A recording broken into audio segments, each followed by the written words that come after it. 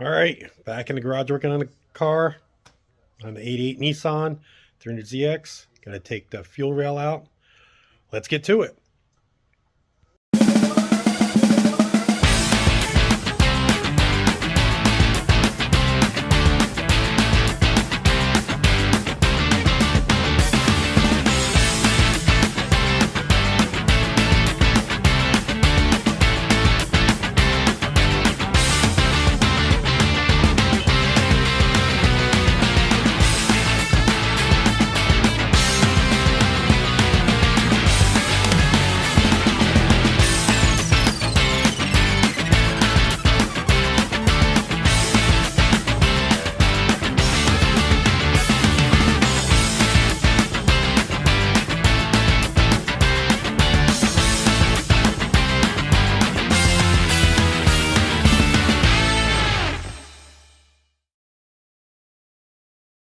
Well, here I am in the garage again working on my car.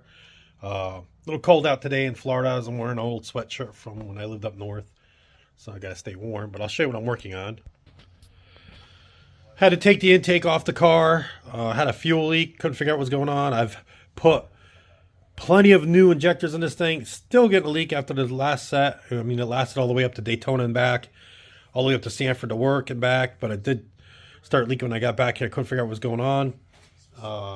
Common thing with the side feed injectors is that where they're pressed together is where they leak, and I got them out over here.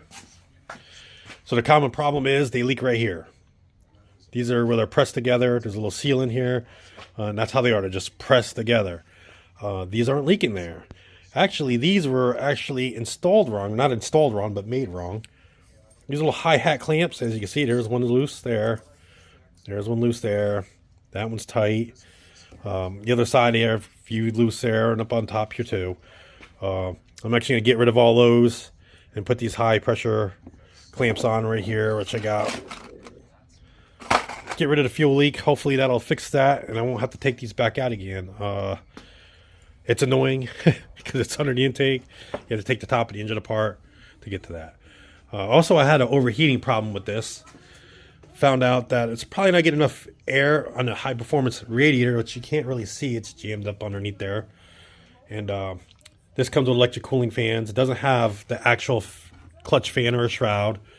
Some of the other models with the turbos did.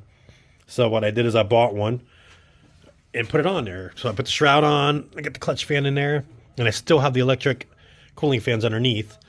And took it for a test drive, and it doesn't overheat now. So that took care of that problem. Couldn't really figure out it was overheating there for a while because the temperature gauge isn't working right. So I also installed this sensor here.